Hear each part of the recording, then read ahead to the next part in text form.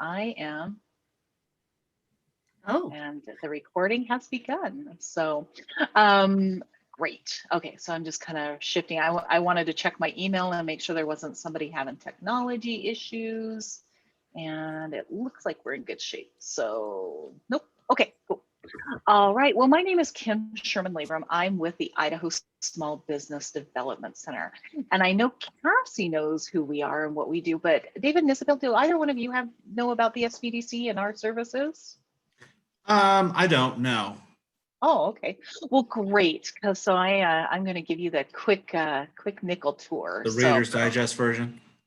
exactly. So the Small Business Development Center is an organization that exists to help entrepreneurs be more successful. And we do that through a core set of services that include free, confidential one-on-one consulting. And that happens currently via Zoom because that's the world we live in. Back in the day, we used to do it in person, but now we're doing it via Zoom. And you can work with me as a consultant. My specialty tends to revolve around the digital media realm. I am a certified Google partner, which means that I've been working with Google for 10 years or better. Ooh, I've got some background talking. Is that you, Isabel? oh, it might be me. Hold on. I'll mute when I'm not speaking. Okay, thank you. Thanks, I appreciate that. So I like this to be as interactive as possible, but sometimes, yeah, dogs barking, kids, other people in the office, it makes it a little harder to control. So, but yeah, so anyhow, I am a certified Google partner. And what that means is that I have been working with Google for at least the past decade, maybe a little longer. And they give me training and they give me tools to come out into the community and help you reconnect or connect and get better quality service out of Google My Business and other Google services. So primarily I work with Google My Business, but I do have a smattering of knowledge across their platforms and stuff. As well as my other expertise is social media and website design and graphic design and email marketing. And, you know, if it happens in digital marketing, that is my real bread and butter, where I really thrive. I'm also a expert on helping people with franchises and startup businesses as well. Now, if you're looking for somebody who really wants to get down and dirty on product development or dig into your P&L and your financials, we have people in the office. I have 3 other colleagues who are all very well respected in their fields and can help you out that way too. So again, we're free. You should definitely look us up. And we also do trainings. So we do some that we call in-house, where we do them all ourselves, and we present the content from the staff. Sometimes we go outside of our staff and have them, somebody from the community who's an expert. So for instance, we are bringing in some QuickBooks classes, and we have a bookkeeper and a QuickBooks Pro, I think gold status is what she is now, who's been developing some online content for us to be able to offer that in the community. And then we also partner with other organizations like community education and offer classes through community education. So in addition to our consulting and training in the Boise area and some of our other areas, we have 2 accelerator spaces. If you're not familiar with the term, they used to be called incubators. And so it's a kind of a place where you can go if you're a early stage business and you need some space to kind of get out of the back bedroom or the garage. And we have on-site mentors. And so they will kind of walk you through those early stage growing pains that you have, help you be more strong in the business. You'll get, a place to do business. There's also amenities like, a mail room. There used to be, there's meeting rooms, kitchen, those kinds of things. And so we have one in downtown Boise, right down on Idaho Street by the flying in. And then we have another one out in Nampa, which is a much larger facility, and it is right behind the Idaho Center. So if for some reason you're interested in that, let me know and I can send you a link so you can find out more information. And if you know anybody who's interested, if that's not you. So that's us in a nutshell. And I just wanted to let you know. So the other thing I wanted to tell you is, you know, when I said that I'm a Google partner, I've had people say, well, Google pays you. No, they don't pay me, and that's fine. I get paid by the Small Business Development Center, which is a part of Boise State University, and we get our funding through state and local resources. So basically your tax dollars. But I really love the fact that our tax dollars go to help small businesses be more successful. I've worked with the Small Business Development Center for 22 years, and I just love being able to help entrepreneurs thrive. And it's been especially challenging in the past 9 months because of COVID. But I'm happy to say that most of our businesses are doing very well. We have a very low closure rate with the businesses that we're working with, which in this day and age right now, as we're starting to see a lot of businesses close, I'm very happy to see that ours are doing pretty well. So anyhow, that is me. And so I just wanted to let you know a little bit about me, and you were all kind enough to update me about who you were prior to starting the recording. So I can kind of specialize or kind of customize this to you as we go along. So, all right. So what are we going to cover today? So what is a business profile on Google? How to create that business profile, how to manage that business information. I'm going to give you a tour of Google My Business, and then I will give you some resources from Google to use as well. So you're going to feel pretty comfortable with Google My Business when we're done. And if you're not, or you have questions, or it was way too much information in such a short time, I will send you the slides. I'm going to send you the recording, and you'll have my contact information so that you can email me with any questions that you have at any time. And if you want to come in for consulting, if you want to set up a consulting appointment with me or one of my colleagues, please do not hesitate to do that, because that's what we're here for. That's our bread and butter. All right. Okay, so the first thing that I'm going to do is show you a cute little video. So I'm going to click on this, and fingers crossed all technology works. Let's see. Can you hear it?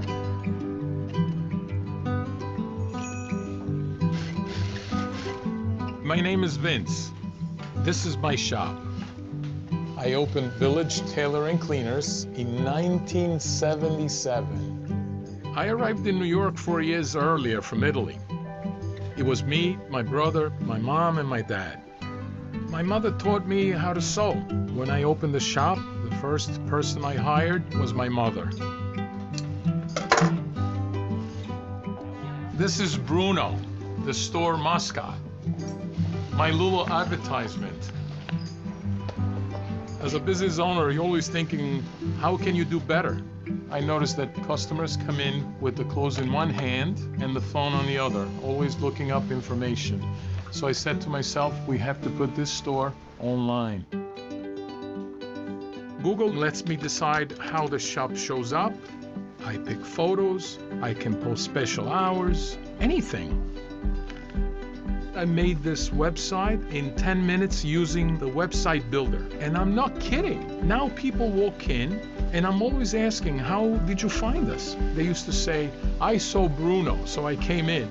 Now they say, Google. Believe it or not, we're up 30% this year. We're doing enough business, I had to hire more tailors and get some new machines. I've got 3 shops going, and my son Vincent Jr. is running one of them, the Village Cobbler next door. I'm in an old-fashioned profession. I work with my hands. I hadn't thought much about putting the business online. Now, I couldn't be happier. Village Tailor, 40 years and going strong.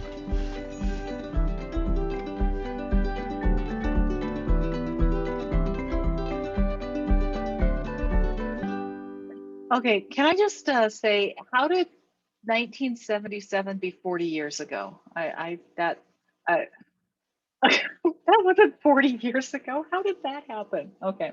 I just had a moment of my own mortality. So I would go in to visit Bruno in a heartbeat. He's adorable. And by the way, if you have a brick and mortar location, which none of you do, as far as I can tell, having a store mascot, having a reason for people to come in is always great. So I think that shows for Vince. You know, Vince wasn't somebody who naturally wanted to do a online presence. And he saw an opportunity, and Google gave him the tools to be able to do it very easily, very quickly, and for free. So I think that that's important to recognize. And Google continues to improve this product and make it as easy as possible to use. So I'm a big fan. Like I said, I remember when it was Google Places, which was, I can't even tell you how long ago it was. And so I really love this product. And so I think my passion for it comes through, and I'll tell you about the good stuff, and sometimes about the not so good stuff too, because there's things about it that aren't perfect.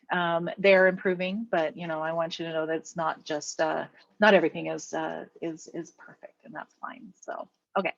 So this is what the business profile looks like on a mobile device. And as Vince mentioned, you know, he sees people walking in with their phones in their hands, right? And I think even more in the state of COVID that we're in, we've come to depend on technology even more than we did before. And so, you know, if you your business needs to have some kind of online presence. It's a legitimacy factor.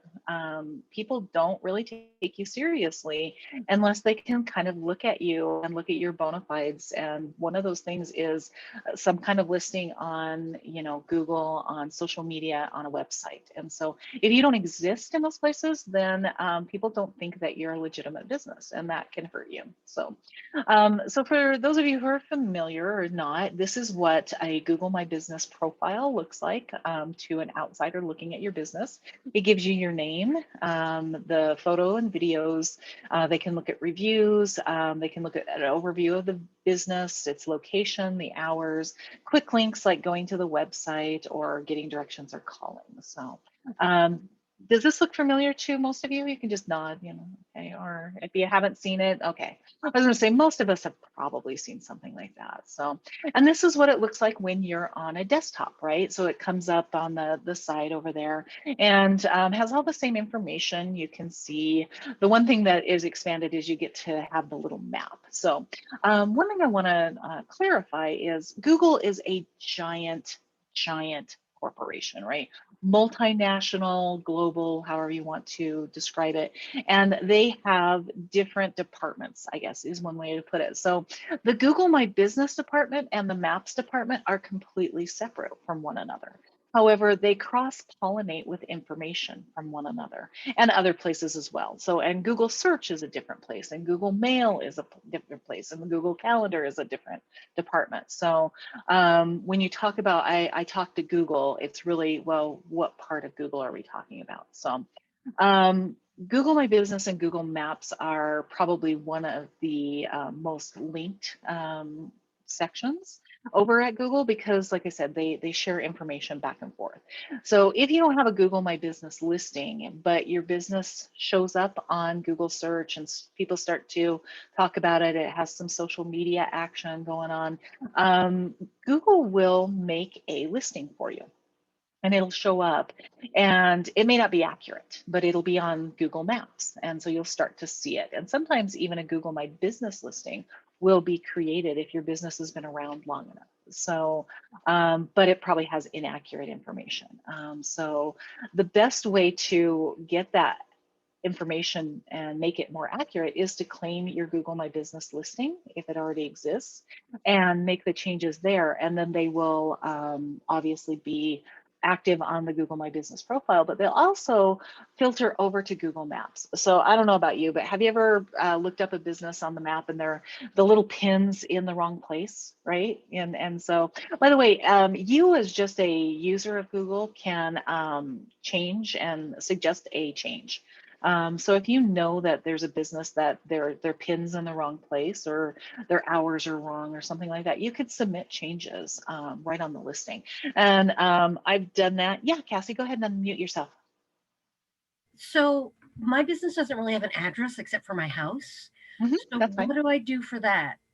I don't want to I put my will- house address on there. I will get to that when we set up the profile. There's a way to hide your address so Okay. that we have an active area. And Google takes that into consideration because we have a lot of home-based businesses that are doing business outside of their homes, but for mailing purposes and stuff are there. So the only thing, Google My Business does not allow purely online businesses to have a profile listing. And that's actually something that's kind of changed in the last few years. So if you are like just selling on Amazon, just selling on Amazon. If you are selling on Amazon, then, and that's all, you're not going to farmers markets, your stuff isn't in a store under, consignment or something like that, then you can't have a Google My Business profile. There's other reasons that you can't have, but that's kind of the primary one right at the moment.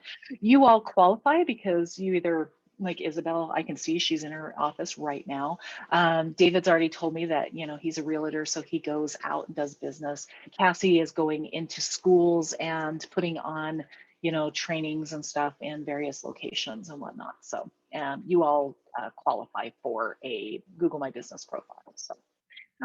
Okay, so getting back to this, so just going back to, yes, we can change that information, and I've done that.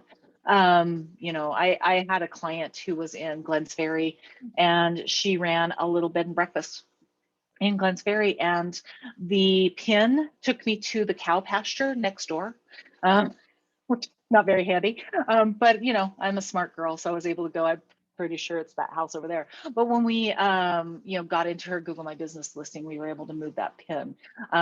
When I was in the office once upon a time, we moved offices from the ground floor on the east side of the building to the second floor on the west side of the building, and I was able to move the pin for the Small Business Development Center over to the right part of the building so people can find us a little easier. So anyhow, we want this information to be accurate. Why? What is the most annoying thing that happens is you're looking up a business and you show up and either, oh, there's a closed sign because their hours weren't updated. And we've had a lot of that during COVID, right? You can't, I've learned to not trust anything anymore because, I don't know how accurate people are being, how quick they're updating their information online. And so, and are they answering their phones? And I don't want to drive over. So this is a great way to keep in contact and keep that stuff updated. And I was really during the height of, this COVID this summer, whenever I would want to look for something, I would look and see if they had updated their Google My Business profile. And if they did, then I felt really pretty confident that I could go to their place of business and that they would be open. So whereas, I can look on somebody's website and I can look and their website says it was updated 2021 or 2020. Well, 2020 could have been January, right? And if this is July, it's not, it doesn't tell me what I need to do. So I think it's a more timely update that you can do with Google My Business. So anyway, I think that's enough about that. So we'll continue on our way. Okay, so I've already talked about Google Maps. So this is what Google Maps look like. This is what your profile looks like on Google Maps. So it kind of comes out on the side right there, has all the same information, right? And it's available, and I just think that people find you a lot easier when they're looking and they see this information, obviously.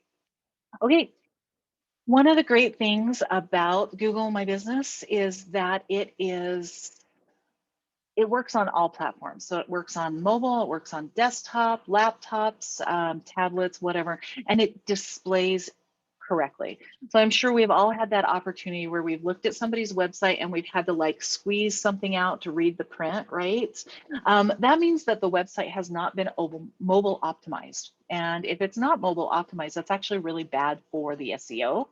And I know, Isabel, you have wanted to do some SEO improvements. So if your website is not SEO mobile optimized, that is something that Google ranks you on. And by the way, Google has about 200 factors that it ranks you on to tell you to be able to place you in the search results. Google doesn't tell us what all of those 200 are. There's some that they're very open with, but some of it's the secret sauce, right? And so there's certain things that I know are SEO. I'm like, they rank you. So your mobile optimization is one of them. I probably know 15 factors, I'm gonna guess. It may not be that many, but it'd be more, I'm not sure. But I know that they rank you on. And so, but this is one of them. And so the nice thing is that you don't have to deal with like, is my website mobile optimized, because this is. So, but if your website is not mobile optimized, we need to fix that problem right away. So if you should check that on your smartphone. And if it's not, let me know and I can give you some direction on how to get that going. So, all right, how do we get started? Okay, so if you look up your business on Google, it will come up and it'll say, own this business, claim it now, right? So this is one of my caveats. This has been a bug that's been in the system where I know that the business is claimed. Like I have personally, either it's my business or one of the ones that I manage, or it's a client that I'm working with that we have claimed it and verified it, and it still says own this business. So I'm hoping that they have fixed that, and I'm going to verify that with the Google partners the next time I talk to them and make sure that that has been, so even if you have claimed and you're working with your Google My Business, it may still say own this business, claim it now. So that's one of those things. So instead of clicking that, I would suggest that you go to google.com/business and then start the process from there. That way we get around that possible error that's with that own that business. Okay? It's very easy to do, but one thing that you have to have is a Google account. So you have to have a Gmail account. Do you all have Gmail accounts? Okay, yeah, pretty standard. If you don't, there's a way around it where you could make your Hotmail account, for lack of a better term, or whatever, into a Google account, like a Google account. It'll recognize it across platforms. So, and if that ever isn't, if you know of that, you all have one, so it's not an issue. But for anybody who watches this in the future, there's a way around that. And so anyhow, but sign into your Google account. It's very easy if you're already there. You know, if you're already logged into your Hotmail account or your Gmail account, Hotmail. Does anybody still have a Hotmail account? Anyhow, you just log in. And then it's going to take you to the next page that says find and manage your business. And so in this particular case, Vincent's Village Cobbler is there. And as you start to type your business in, a list of businesses will show up that may be yours. If you see yours in the list, go ahead and click on it. Even if it's not quite right, like something's, you know, one of the words is misspelled or something like that, go ahead and click on it. Make sure that you go ahead. Yeah, Cassie. You're still muted, dear. So tacky. This is the world we live in. I get it. Because I have 2 Google accounts, but I wanted to go through my business account. So should I go through my email, or what should I go through? Okay, Is your business account a Gmail account? Okay. You can switch between the two. Okay. And the other thing that you can do is you can set up both of your Gmail accounts as a user on the Google My Business profile. And I can show you how to do that. There's actually a slide. Okay, so I'm getting ahead is what you're saying. A little bit, I think so. But yes, so honestly, as long as it's a Gmail account, it doesn't matter really which one you use to claim your account. For your purposes, as in, you know, like If you always use this one account, but you claimed the Google My Business with this account, then there's going to be some confusion when you go in to try to get into your Google My Business and you're like, it's gone. No, you're just in your wrong Gmail account. So, and that happens quite frequently. I've had clients that are like, I know I set this up, or they'll set it up and then they'll forget that they set it up with this Gmail account, and then they'll set it up again with the other Gmail account. And then we have duplicate accounts working. Everything's fixable, by the way. There's nothing really permanent, with the caveat. There's always something that's permanent, but most everything on a Google My Business is changeable. So even if you make a choice, we can fix it. You can Okay, fix it. so Okay. don't worry about it. So okay. All right, so continuing on, we want to confirm your business name and make sure that it's spelled correctly. And by the way, this is another ranking factor, is spelling and grammar count on Google, on the algorithm. Why? Because a lot of our hackers and people who are doing not good things on the internet come from countries that are not English speaking. And so bad grammar and spelling tend to be a red flag to anybody that this might not be a legit concern. So, you know, make your high school English teacher proud and check your spelling, check your grammar, your punctuation, all of those capitalization, make sure it's all legit. The other thing that you want to do is consistency. If your business name is Vincent's Village Cobbler, here, but it's Vincent's Village Cobbler and Shoes someplace else, we need you to make it consistent across platforms. So consistency is a ranking factor. Google double checks this stuff and says, okay, this is weird. Why are there two different names? It's probably the same business, but you know, everything being equal with a competitor, you will rank underneath that competitor because things aren't consistent. So, and that goes with your address and other things that are on your profile. So make sure accuracy and consistency is part of it. All right.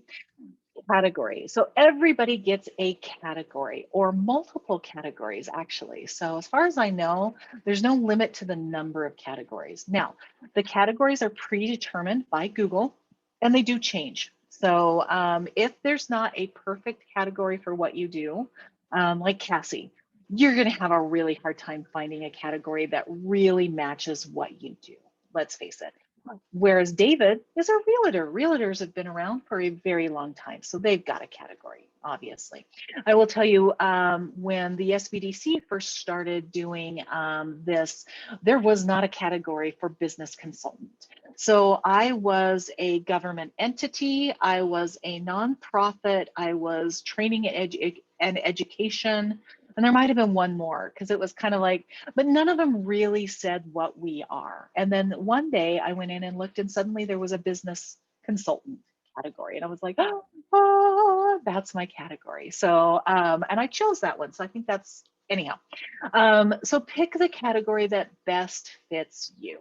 And then also know that you can put what I guess subcategories in so that you get kind of as close as we can possibly get. So, you know, Cassie's probably going to get like some kind of performing arts.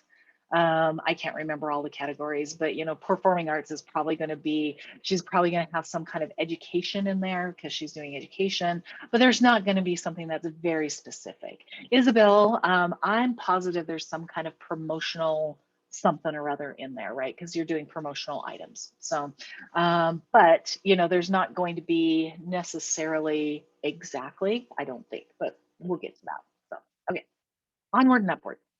But I just don't want you to get hung up on my category doesn't fit me perfectly. It's not going to. It's not shoes. It's fine. Pick the one that's kind of the best, and we'll go with it. So, okay, do you have a location that customers can visit? If you do, like Isabel, most assuredly has a place. And even if you're not seeing customers in person, so like the SBDC, we have offices, we're just not using them right now. So I would still say yes to that. And then there's a place later on where I can say, we're only meeting people virtually. So, and Isabel, will you raising your hand, ask that particular question? I saw you raise your hand. No? Oh, no, I'm good. Thank you. Oh, okay, fine. I talk with my hands too, so I'm like this all the time. So okay, so if you don't have a location like Cassie and David, then you would say no, and that's fine. And the great thing about that, you're still going to be asked to give your address. That is a verification process, but Google won't publish it publicly. So what will happen is when you see the map for your listing, there'll be that little red dot will be in the center of your zip code rather than in your actual physical location. Okay, so that takes care of that question that I think Cassie had. So, all right. Speaking of the address, so here's our address. You have to give that to them because there's a verification process, and that verification most of the time takes place in they send you a postcard that has a verification code that you enter. Although I just helped a client last week or the week before who they had a location on Google Maps, and we set up their Google profile and it verified instantly, which I'd never seen before. I was like, oh, hey, look at this. You're good to go. We don't have to do any of the verification process. So the verification process, while it may feel like it's kind of cumbersome, is really there to help you. What Google is really trying to make sure is that these are legitimate businesses that are there and they're not trying to scam you. And we've had a lot of issues over the course of COVID with scammers coming in, setting up fake businesses to be able to sell, face masks or hand sanitizer, and they're not selling anything. They're just taking your money and running, right? Google actually put a moratorium on new businesses on Google My Business who were healthcare related for a while during the summer and fall of last year, just because there was so much fraud going on. And so they do this to protect you and to protect the consumers. So while, like I said, it seems a little cumbersome, there's a really good reason for why they do it. Okay, service area. Okay, so once upon a time, there used to be a service area. So you could literally say that I do service within 50 miles of my whatever my address is.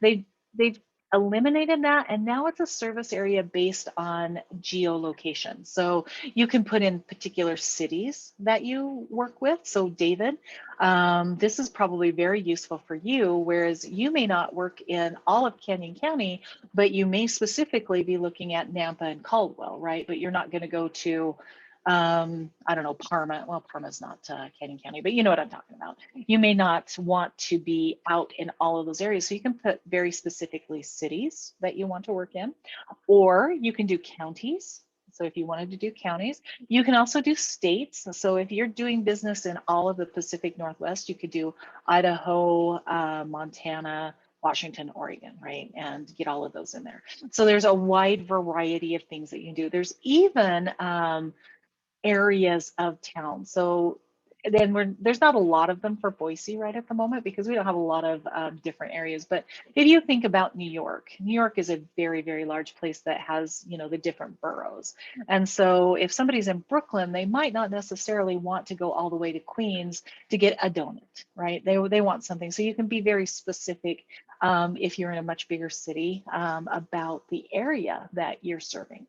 And you can put that in. And by the way, it's all changeable. And so if you want to add things at a later date or take them away, you can just go in and do that easily and quickly, either on your desktop or on the mobile app. So, okay.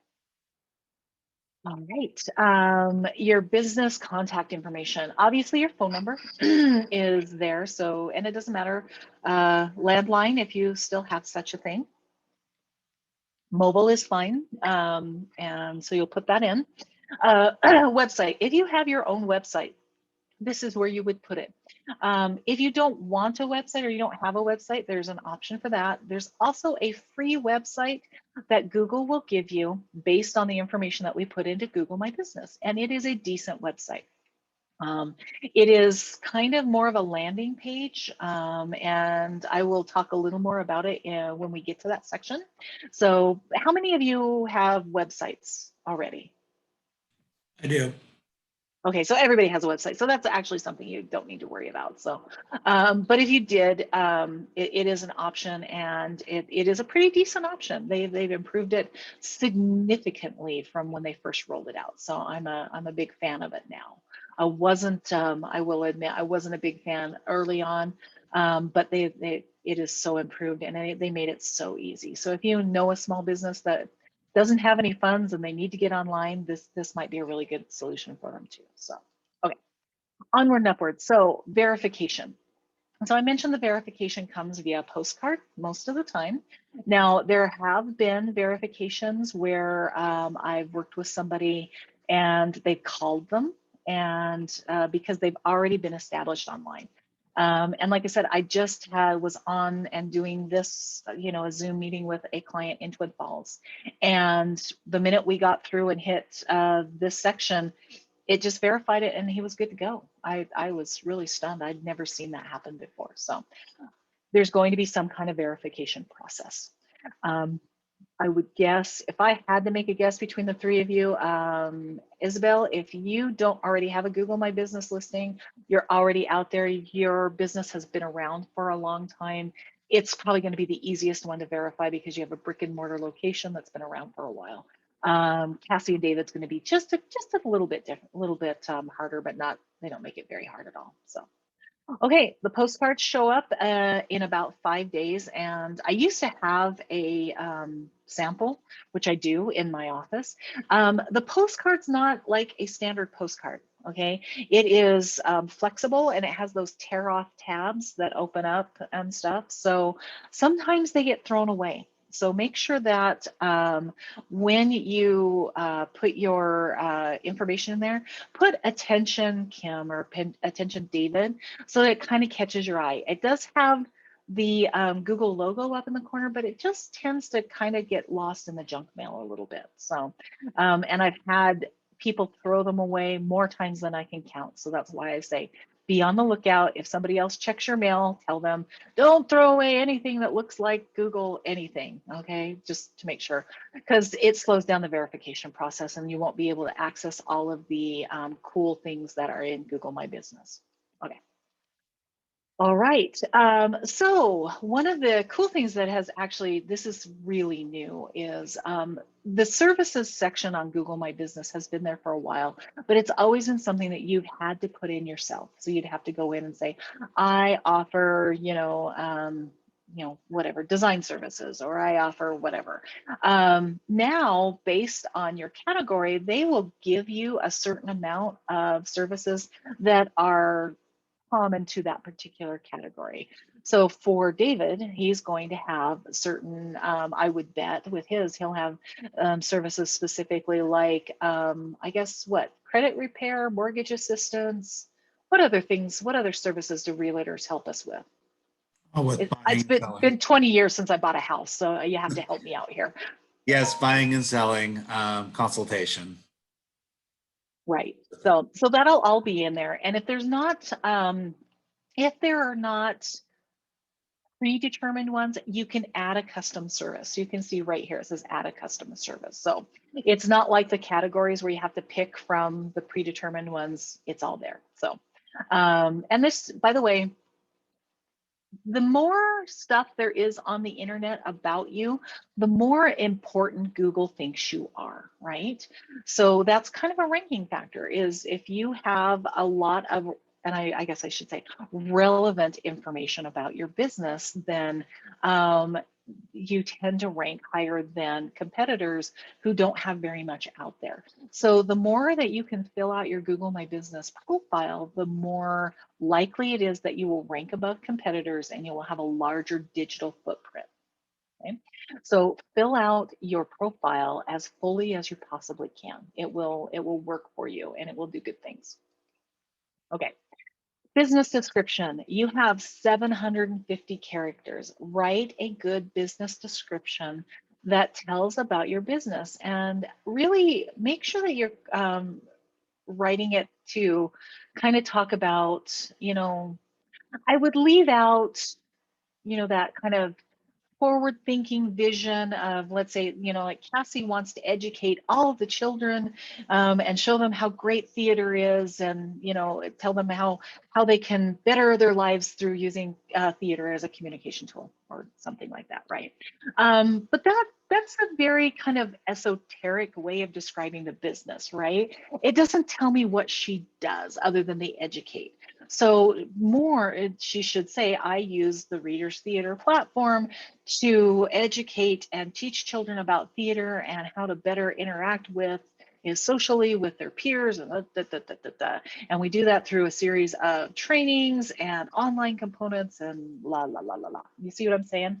So you want to be pretty specific and kind of leave that mission vision stuff for your website rather than your business description. Okay.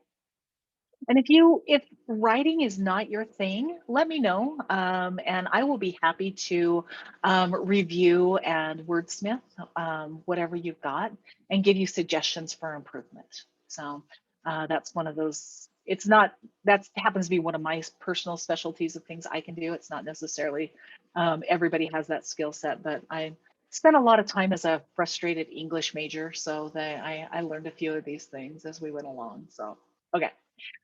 Photos. So Google My Business, or Google, has a car that drives around and does the Google Street View. Have any of you seen the car that drives around that has the big camera on a 3-foot tripod? And it drives around and it maps streets, and it comes through every area every 2 to 3 years, give or take. And so you can kind of look on a business and see, it'll say that the Google Street View was from August 2020. So I'm like, okay, that was fairly recent. And so they probably won't be back for 3 years. Well, or 2 years, 2 or 3 years. Either way, that's a long time in a small business's world, right? A lot can change about your business. You can move locations. There could have been somebody else there. You just moved in. There's signs there. The Google Street View car could have came by on garbage day, and there's a big pile of garbage out front, right? There's just so many things that happen, and this is less useful for David and Cassie, but I want to cover it just in case you get a physical location, because it is important. But this is an opportunity for you to showcase your business beyond the Street View. The Street View is forever and ever. You can't take it off your profile. It will stay there forever until it gets updated with a new Street View. So, so that is one of those death and taxes kind of situation. You don't get to change it. But if you put your own pictures out there, those are the ones that tend to be on the top of your profile. And so more people will see those, and less people will see the ugly Street View of garbage day. So I would really recommend that you take really great pictures. And so for David and Cassie, Cassie, you would want to take pictures of yourself presenting or, interacting potentially, and you have to be a little careful because of the kids and, putting children on the internet. But there's a really great way to do that is you have somebody stand in the back of the classroom and take your picture in the back of the kids' heads, and we don't have to have those photo releases. So David, you're a little more complicated because you can put houses up there, but then you sell that house and it's not, it isn't relevant, right? 6 months from now, if that house is not on the market. So there's probably better photos that we could use, and that's something we could talk about and kind of come up with a better photo strategy than just the photos of houses that you're selling. So anyhow, okay. So add some photos. You can also add videos up to 30 seconds long. And I think that's really great. Those videos, if you have a physical location, you can do little walkthroughs with like a video, or you can show off products with a video. You can introduce yourself or your staff and upload them. Video really is relevant in this day and age. People watch it a lot. So I would 100% take advantage of that if you can. So Cassie, were you going to ask a question? Oh, okay, cool. All right. Okay. Our business profile is almost done. Yay. Okay.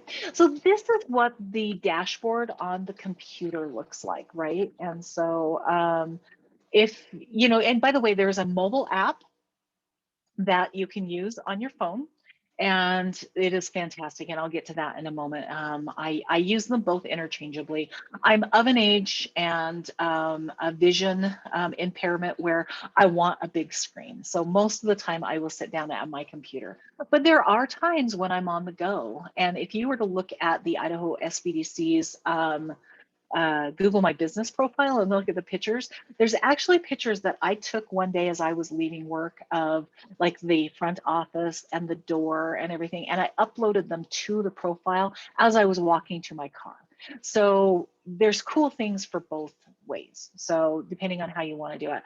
Like I said, I tend to gravitate toward the dashboard on a computer just because I want a bigger screen. But this is what your dashboard looks like. And if you're not verified, there's going to be a little notification that says enter your verification code until you're verified, right? And Google My Business also has a little, I guess, strategist, AI strategist that pops up and says, what are your goals when you're online? And it says, well, you haven't finished your profile, or you haven't made a post yet, or blah, blah, blah. And it'll give you little hints on how to better use your Google My Business listing. So, but I'm going to do a walkthrough of the stuff, and you can have questions. And obviously, some of this, if you haven't set up a Google My Business, you're not going to remember this at all, and that's fine. I just want to give you an idea, a flavor of what the profile could do for you. And then when you need more specifics or you can't figure it out and you need help, then you just call me and I will help you. Okay. Okay, so the home. So over on the left-hand side of the screen is all of your tabs of, things that you can get into. So your home screen looks like this. And on the home screen, there's going to be stuff about specifically COVID-19. They put in some really nice features for COVID-19, keeping people up to date on that and whatnot. Posts, there's actually advertising, and that's how Google makes their money, is by Google advertising. So of course they're going to want you to advertise with them, but you're not required to use a Google My Business post. So, but if you do decide to do so, they've made it very easy with Ad Express. And if that's something you need help with, just let me know and I can help you with that. But okay. So, make edits directly from Google search results. Okay, so if you happen to do a search for your business, just to kind of see what it's looking like and everything, and you're logged in, you'll get the opportunity to make edits to your business right from the search, rather than to have to go into the Google My Business dashboard. So it's kind of quick and easy. Like if you wanted to answer a review or add a photo or something, you can do it very quickly that way. I don't tend to use this as often. I just always go into the dashboard, but it's there and it's handy. It depends on whatever your workflow is. So, all right, now we're gonna get to the tour. Okay, we have one more quick short video to kind of, so you don't have to listen to me the whole time. So I'm gonna go ahead and play this for us. We opened Celsius with the idea to create a laundromat that people actually wanted to hang out in. When New York issued its stay-at-home order, we quickly shifted to drop-offs only. We switched to online booking through our Google profile, setting aside priority times for essential workers. We love our community and just wanted to help in any way we could.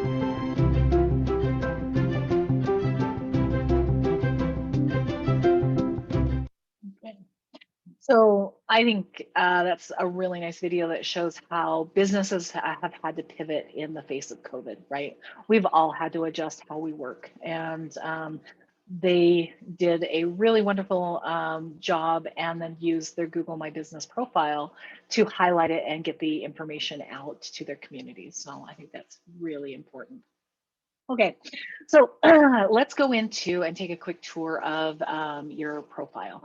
So the info section is where all of the permanent data resides. Your business name, your address, your category, all of those things are in that section, and that would be where you would go to make any changes. So for instance, if you changed your name or something, you could go in and make that change. If you change your name, you may have to go through a re-verification process, by the way. Not always, but sometimes. If you change your address, like you move, you're definitely going to have to go through a re-verification process. So, but if you change your category, there will be somebody at Google that will do a quick check and make sure that it doesn't look like you've changed your yoga studio and suddenly you're a yogurt shop. And that seems like a weird pivot, right? Okay, so they want to make sure, because sometimes things get hacked, people get access, they change things, there's malicious things happening. So they just have somebody that kind of oversees that. Most of the changes are okayed within, I've had them be okayed before I finish talking about all of these things that I'm going to cover here in just a moment. So sometimes it takes 24 hours. It just really depends on what it is. So you can change your hours. So Google thinks that by and large, if you are a legit business, you have business hours. And so I know that most entrepreneurs, they do business kind of all the time, right? They're on call. But I like to say that if you don't want to get phone calls after 10 o'clock at night, then we should put some business hours in of when I'd like to be bugged by phone calls and when I can be realistically expected to answer queries. So 9 a.m. to 5 p.m. or 6 to 10 p.m. or whatever it is when you're going to be online and available. So just like if you have a brick and mortar, when are the doors open? Okay. So if you don't list any of those, it delegitimizes your business in the eyes of Google. And so they really, really encourage you to have some kind of set office hours, so to speak. So.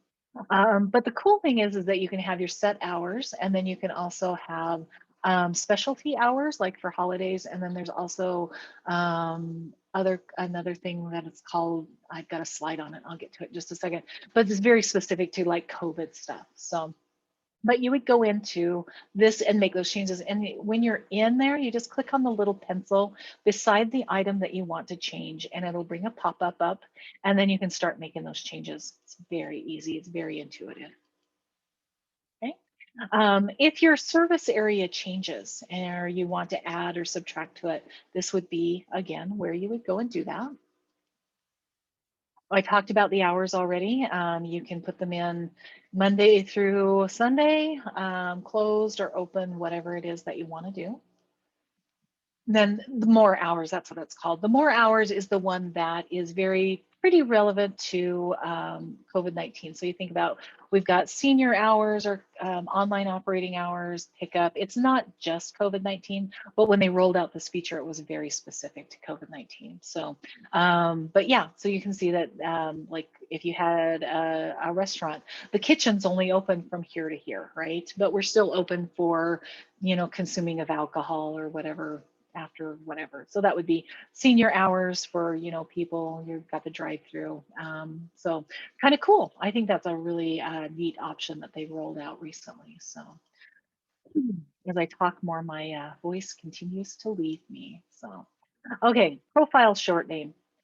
So this is a way to have kind of a shortened URL. So Vincent's Village Cobbler probably has a website that is vincentsvillagecobbler.com, we hope, right?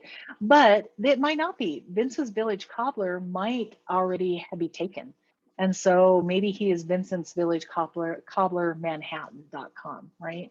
So, and that's fine. It's just a little longer, a little harder to remember.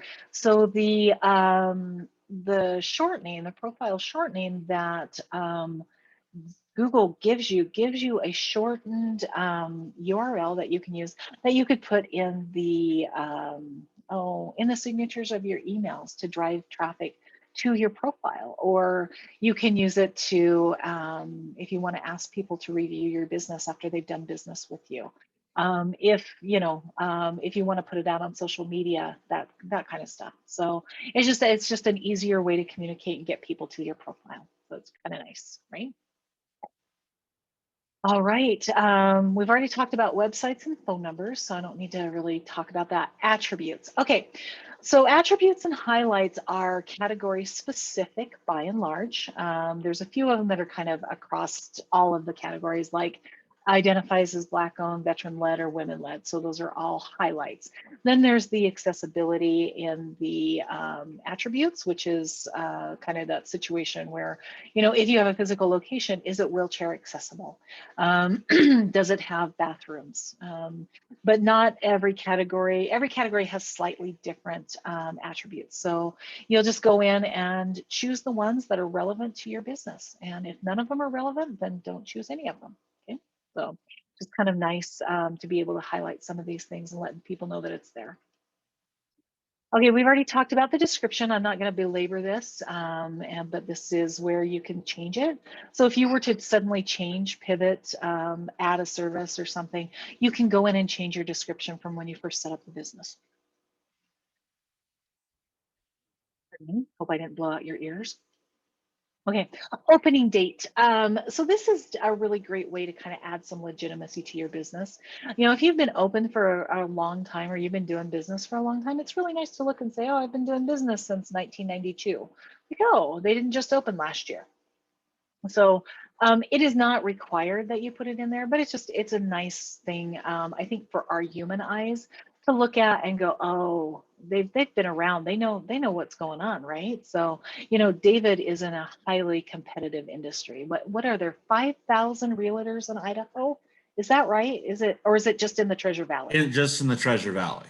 Just in the Treasure Valley, 5,000 realtors, right? So there's a lot of competition, and they kind of, I mean, yeah, some of them specialize in these kinds of houses or this area or whatever, but generally they all kind of do the same thing. So how do we differentiate ourselves from each other? Well, length of how long you've been in business or how long you've been doing that can definitely help.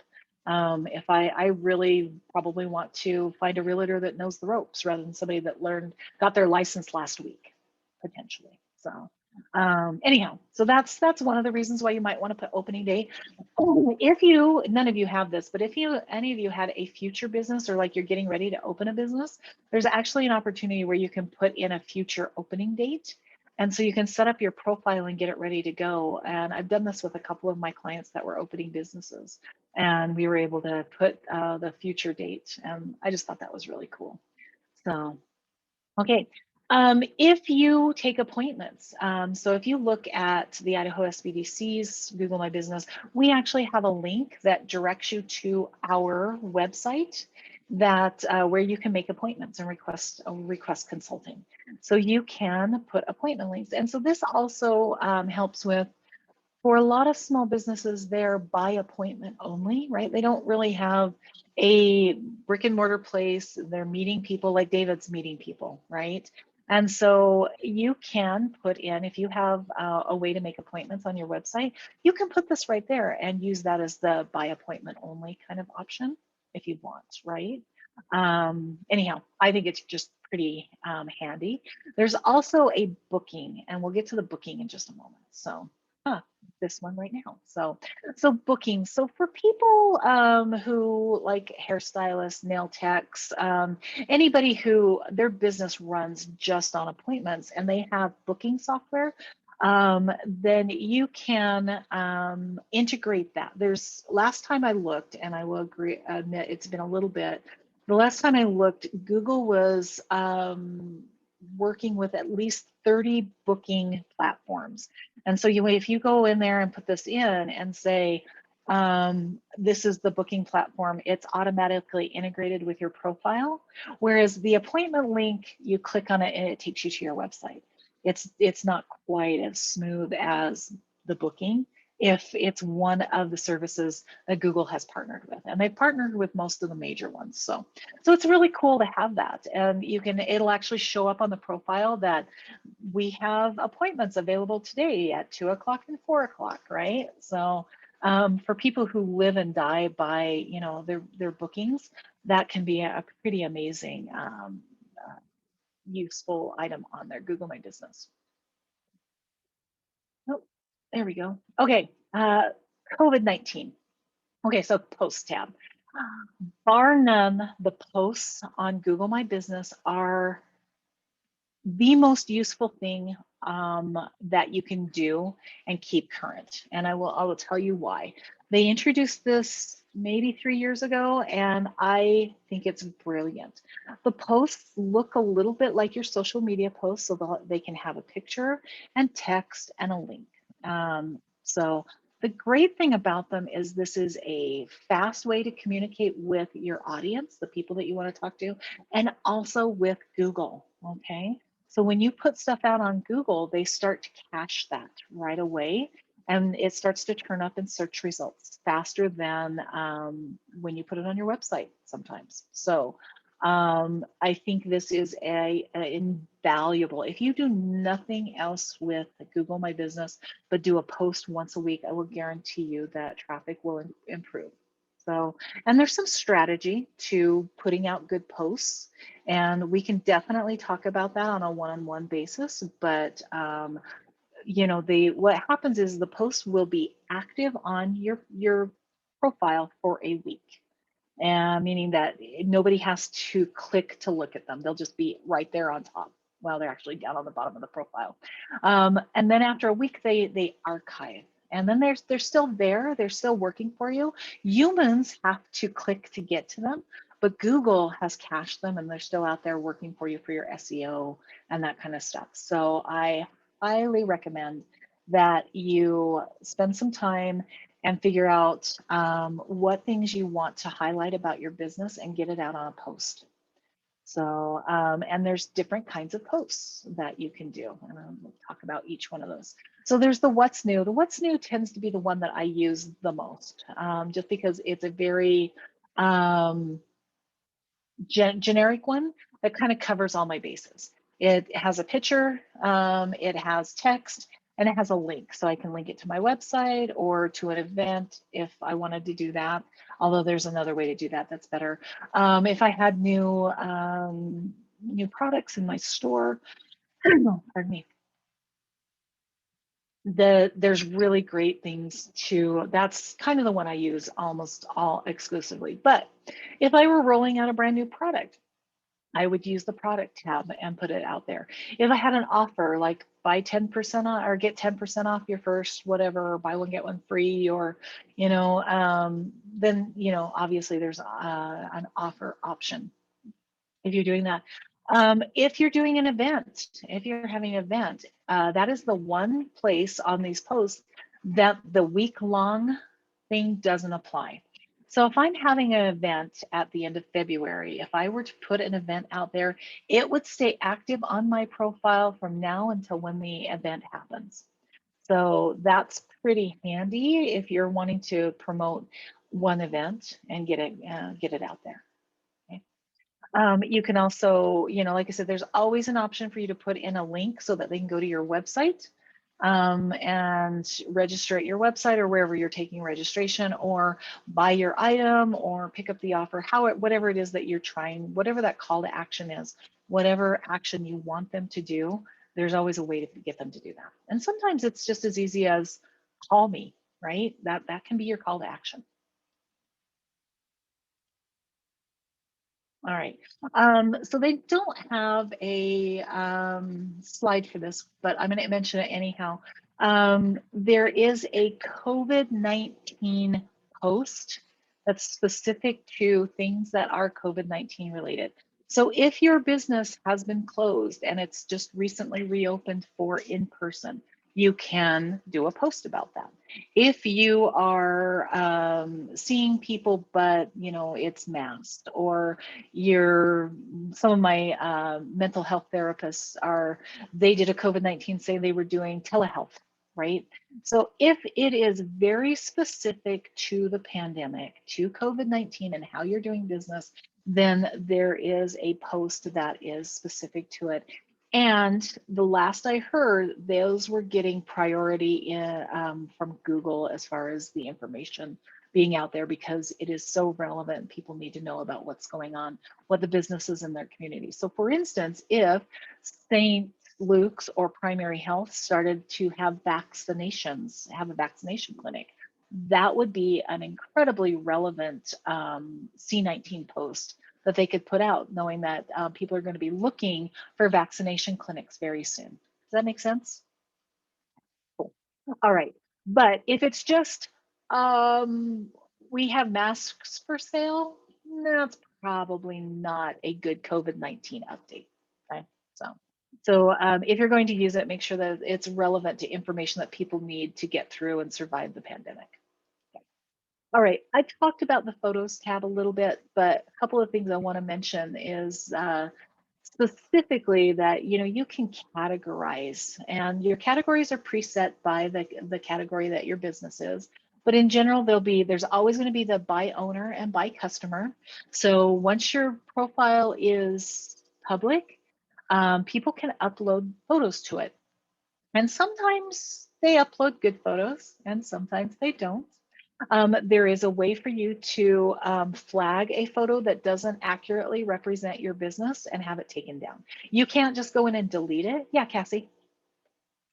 Unmute yourself.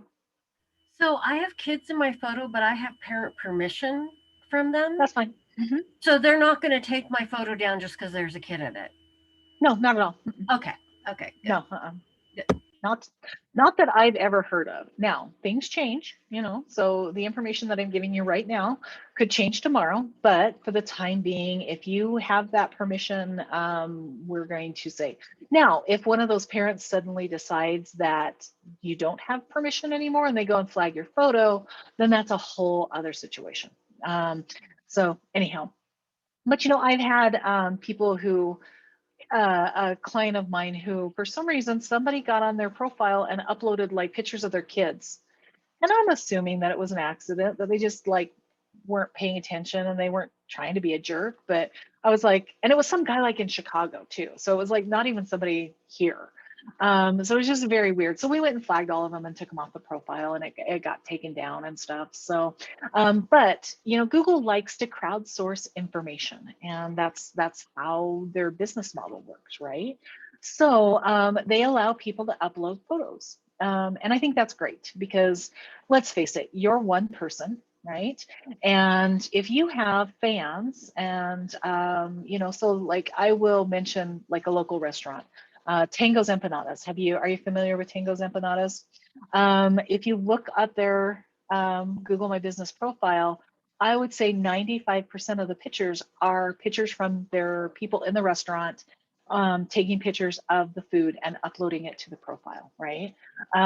Which is great. I would love for every one of my clients to have an audience that will crowdsource and do the work for them, because it's so much easier for you to just kind of monitor what the pictures are than to have to go and do a photo shoot and do them yourself. So anyhow, but you can always go and look, and because they're sorted, so you can do by owner, by customer. There's also a 360 option. So the 360 option is actually done by a Google certified photographer. They come in with this special kind of 360 camera, and they do a walkthrough. And so when you get on the profile, you can actually click and walk through the business virtually. David probably does this with, or there's realtors that do this, where we have virtual walkthroughs of houses and stuff. So it's kind of the same technology. Google limits the people who can do it so that it doesn't get weird with weird videos and stuff, and that we make sure it matches community standards and stuff. So it's not something that you can do yourself, although you can upload a 30-second video of you walking through your location, but you can't, like, it's not interactive where like I can back up and zoom in on something and stuff like the 360 is. So if you want a really great example of what that looks like, Boise at its Best Flowers has at least 3 of them on their profile. And you can tell when they were done because they're very seasonal. So you can tell one of them's like at Easter, one's at Christmas, and I can't remember the other one. Anyway, videos is a section. And then there's also interior and exterior. That's pretty self-evident which ones those are. There's also, it should be a staff section, right? And I would 100% recommend getting a good picture of yourself and have a nice headshot of yourself up on the Google My Business listing. Why? People do business with people. They don't do business with companies. We want to know that who we're doing business with, there's a human behind it. So put that human face out there. And, specifically, this is really relevant for David because, his business is all about networking and connections. And, if he looked like Charlie Manson, people probably wouldn't want him showing them a house, right? Probably. There might be a demographic out there for that, but let's just say that, in general, we want to know who's going to be, that we're going to be interacting with. And so get a good headshot and, try to, don't make it the vacation picture where we cropped out our significant other against a beach or a surfboard or something, make it look, but I mean, let's face it, you've got a smartphone. It's got a, 8 or 9 megapixel camera on it. Get some good lighting and take a nice picture of yourself and get it up there. Okay. The other thing is obviously you can put your products up out there. If this was a restaurant, there would be a menu section. And there's also branding. So you can put information, you can put your logo, you can put a cover photo that could be anything. If you have a physical location, it could be a picture of, the front of the building. David could have a picture of the Treasure Valley because he's working in the Treasure Valley. Cassie could have a picture of a theater or a theater setting or children. I mean, there's just a lot of different ways how you want to communicate your brand, but they give you that opportunity to communicate your brand identity out to the world. Okay. Some tips for good photos, right? So focused, yes, focus. Anybody have a flip phone? Don't be using flip phones anymore to take your pictures. They should be well lit and highlight to the best of your ability. So, I really like, so this is the Village Cobbler. They took a picture and they really, really zoomed in on these shoes, right? And so they tell me that this is the before and this is after. Like this communicates everything I need to know really quickly. If they had taken that picture and it was the shoes were here and it was the doorway, then I have a little bit of a problem. I'm like, okay, are they trying to highlight the shoes or are they showing the door? So be very specific, take good photos, good videos and stuff. And by the way, if you aren't aware, I'm going to give you, this is just kind of a side tip. You're not using Canva, canva.com. It is a great online kind of a graphic design tool to go through and make pictures, put text on them, put for social media posts and stuff. And so the reason I bring it up is this photo right here of the before and after is that's a little harder to do if you don't have photo editing software, but in Canva, you could literally like click and drag those two pictures together and then download it. And then you have that. So that's why I bring that up. Okay. Products tab. Obviously, if you sell products, this would be a place where you could have a good picture, do a description, and I would 100% recommend that if you've got products out there, get them out there so that they start showing up in the search, right? Yes, Cassie. So does services count? Like, could I put in my one-on-one tutoring services, my group things, or are you talking about physical products? Because there's a services tab. And we'll get to that in just a second. So yeah, so this is physical things that I sell. So Isabel has thousands of products, I'm guessing, literally pens and notebooks and water bottles and all kinds of things. So I don't know that you want to take the time to do all of them because I'm sure you've probably already got an online catalog that has a lot of that. But if there's specific things that are, I don't know, like face masks right now would be very relevant. So branded face masks would probably be a really great product to get out on your Google My Business listing, right? Or if you're doing branded hand sanitizer or, things that people are really looking for right now, that would make a lot of sense. So, okay, anyway, onward. Oh, we've got 15 minutes. I got to get moving. Okay, so here's the services tab, Cassie. So this is it's a service where it's not a tangible thing. Now, going back, like Cassie, if you had something where it was a ebook or something, then that's still kind of I would classify that as a product, and I would put that in the product tab. So, but like, you know, your one-on-one consulting kind of stuff, David, your stuff would be a service. I would classify that as a service. Try to keep the products to be tangible things that somebody has to hold in their hands. That's kind of what I would, how I would delineate between the two. All right, none of you need a website, but real quick, if you know somebody who does, once you've set up your Google My Business profile and you decide to activate this website, it will take all of that information and just drop it in and make a little website for you. Kind of really handy. All of your pictures will be there for people to look at. It will automatically populate it with any posts that you put up.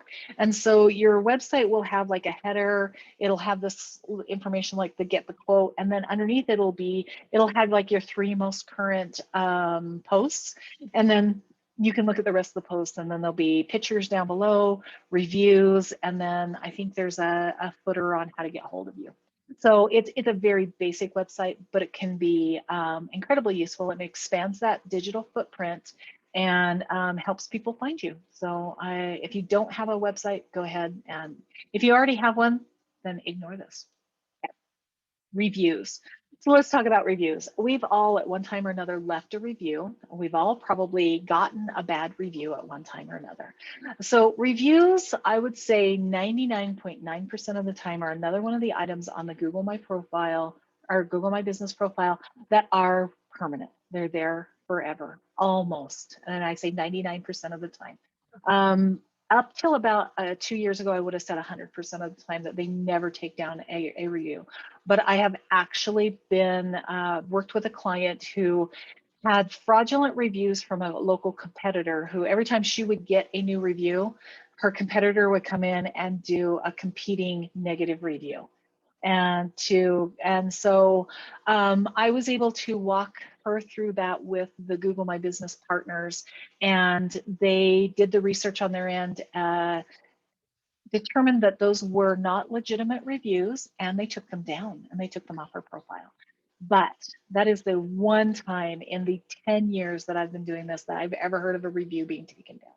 So if they are fraudulent and we can prove it, then it can happen. Otherwise, you know, they did do a thing on the reviews where you can actually flag it saying that they haven't done business with you. And so that, you know, if you've got somebody who's just being mean and malicious or something and they just left a nasty review, then you can actually go through and flag it and see if we can get it taken down. If it's just somebody who's not happy, and sometimes people aren't happy, that's just the way it's going to be. And by the way, by and large, most people don't trust a business that has all 5-star reviews all the time. You know, we just tend to think that somewhere along you're going to have made somebody unhappy. We have to accept that. So how do we deal with it if you can't get it taken down? Well, first and foremost, you should always ask for reviews from your happy clients or your unhappy clients.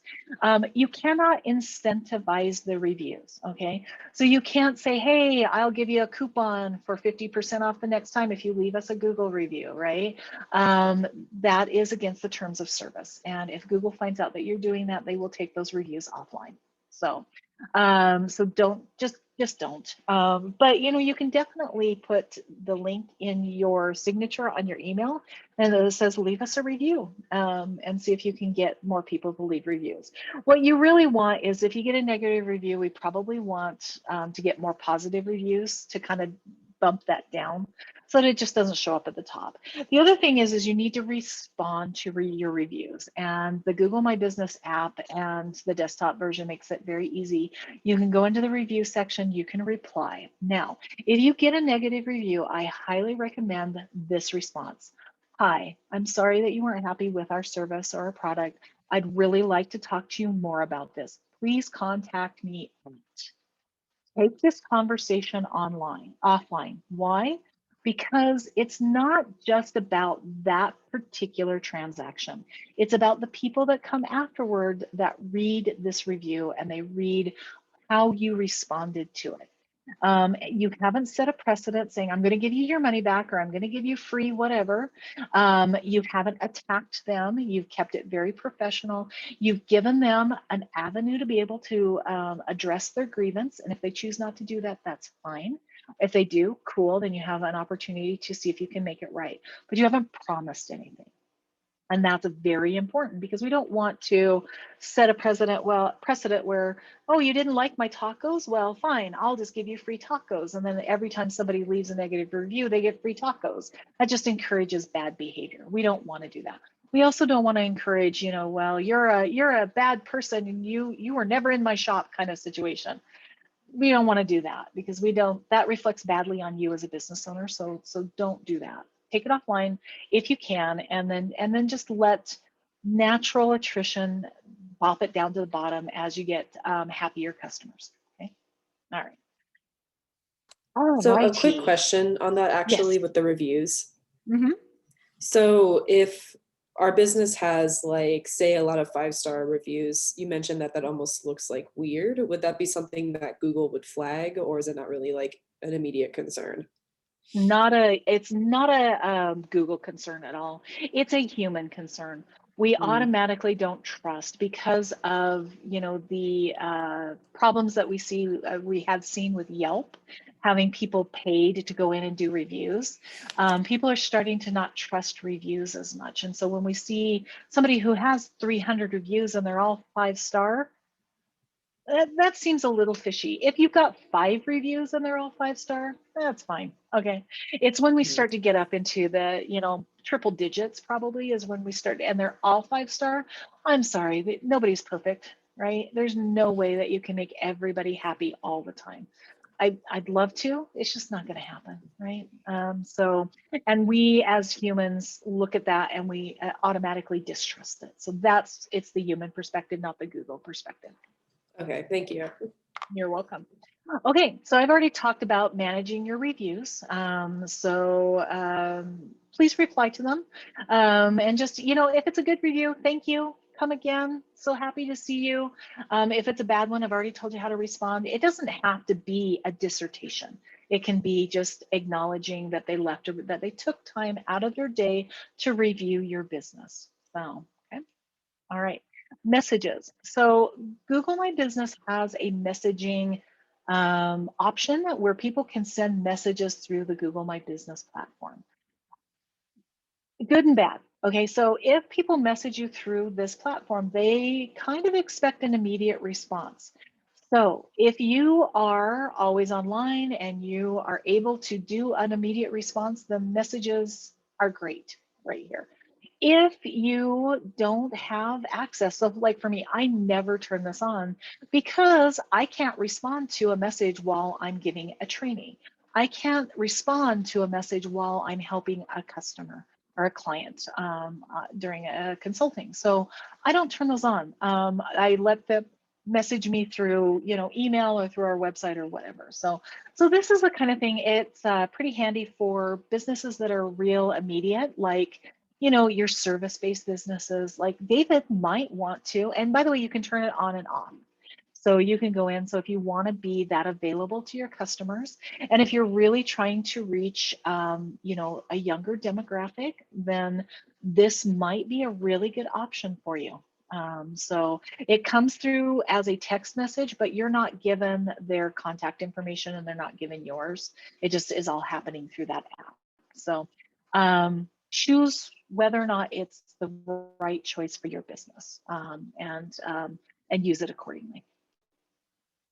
Okay, users tab. So this goes back to what Cassie was asking, where she had 2 different Gmails and stuff. So back in the day when you claimed a Google My Business profile, it belonged to you and you alone, and that was it. So if you got hit by a bus, or you lost your password or something, you lost access to the Google My Business profile.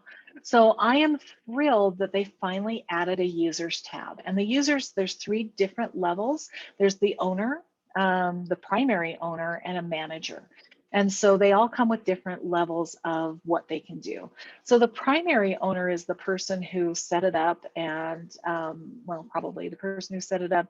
And they're the person that can do everything up to and including deleting the profile.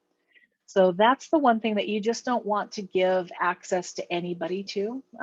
You know, if you were to give it to an employee who gets fired, you don't want them to have access to go delete your profile, right? So that's where you would come in and either make them a manager or something. So, but the other thing is that for those of us who have multiple emails, you can make your other email a user, and that way you can access it from either whatever email you're logged into. So that's handy as well. The great thing about it is you can go in and rescind access to this. So if you did have somebody who was managing this for you and they were no longer managing it, you as the owner can go in and just take away their rights, and they no longer have access to it. No harm, no foul. Okay. All right. The Insights tab. I love this. So the Insights tells you information about how people are viewing your Google My Business listing. It's not about how they're viewing your website. That's another tool called Google Analytics that you install on your website. Totally different. This is just for Google My Business and how it shows up in searches for that. So in this particular case, they're showing off that this person had 65,000 searches. The blue is discovery, and discovery means that somebody put in Vince's case, probably shoe repair, right?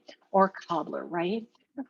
Direct means they put in some variant of his name. So, and then branded content means there was some kind of brand associated with the search. So Vince may sell, I don't know, what's a really fancy men's shoe? Florshoe? Is that a men's shoe? Is that something like that? So if somebody were to put in that that brand in addition, and he carries that, then that's what it means by branded content. It also means that, like for us, we have a national brand with the SBDC called the ASBDC, the America's Small Business Development Center. Used to be Association of Small Business Development Centers. They've changed the name. So sometimes that will land in my branded content when in my insights.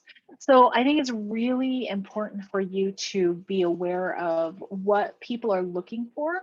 And it also will tell you what terms they're searching for. So if it's all about variants of your name, then maybe we need to get some more information out there about what you do, your services, and your products. So, okay. Types of insights, here we go. Search queries, customer actions. Did they call you? Did they ask for directions? Did they go to your websites? Did they just look at your photos? Those kinds of things. After you've had your Google My Business profile for a little while, it's really handy. And so one of the things I learned when I would see direction requests, and they give you a little map that shows where people were looking for directions. And for the SBDC, it was always right along Broadway. And what I found out was people would be like, oh, she's at Boise State. And they'd get over to Boise State and go, okay, Boise State's really big, where's she at, right? And so they would look for where we were at. And so they were usually probably over by the stadium and have to drive to where we were located. So it's not because they lived there. There were a lot of people from Eagle looking for direction requests. There were people who were like already over in this area. And sorry, there's some weird noise behind me. My apologies. Okay, so we're almost done and we're almost out of time. So that works out really well. Okay, so what are your next steps? Go to google.com/business, complete your profile or update it if you've already got one, and go through and start exploring the stuff that I've talked about today. Then, contact me. And if you have any questions or you need some help. And then Google gives us some resources. So there's the Google Marketing Kit, which is really pretty cool. You can go on co/marketing kit, and they will take reviews that people have left and make these cute little things for you that you can print out or you can put out on social media or whatever. Really kind of handy. I think that's really great. Then they've also got some learning at Primer. It's an app that you can download. I will fully admit I haven't had time to get on there and look at it, and I downloaded it, never opened it. It's I'm a terrible Googler sometimes. There's also help online. You know, you can go to the videos and whatnot, because you know Google owns YouTube. So we really want, so there's all of that information that's out there. I'm here to if you have questions and you want something a little more immediate. Google On Air is stuff like what we did today. It's canned, so it's not live, but videos and workshops and stuff. So, and then there's also resources for teachers, job seekers, developers, those kinds of things. So. And that's it today. I'm only 1 minute over. I apologize. So all of you can unmute yourself. If you have any questions, I'm here. I'm happy to answer any questions, or you're happy to run away and go get on with the rest of your, it's Friday, right? Yes, it's Friday. Every day's Blur's Day to me now. So did I answer all of your questions? I'm good, but of course I'll, contact you if I do have some stuff once I go into it. Excellent. Well, you all have my email address, but for those that are watching this in the future, my email address is klabrum, that's KLABRUM at Boise, BOISE, state, STATE.edu. And that's the best way to get hold of me. You could call my phone, but it resides in my office, and it's going to send me an email anyhow, because I haven't touched my phone since July. So anyhow, so yeah, Cassie, how about you? I was just confused about the initial way I go in. So the initial way I go in is through, let me see, I have it on my There's two ways to do it. You can go to Google, .com/business, and that'll take you to the sign-in page. So you can do it that way. And you go to business profile?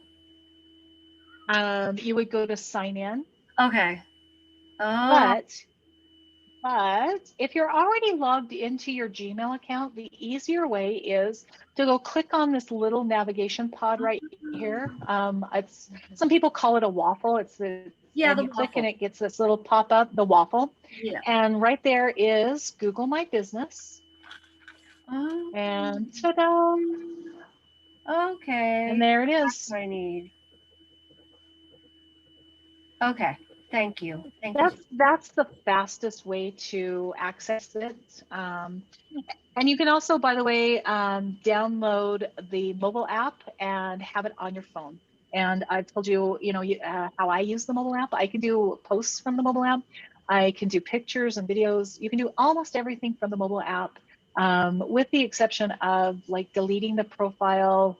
I think is the only thing that you really can't do on the mobile app. And I would suggest definitely downloading that and taking a look at it, and having it there. So hey, look, there's our some of our stuff, so some of our insights. Oh, one of the things that they didn't show on the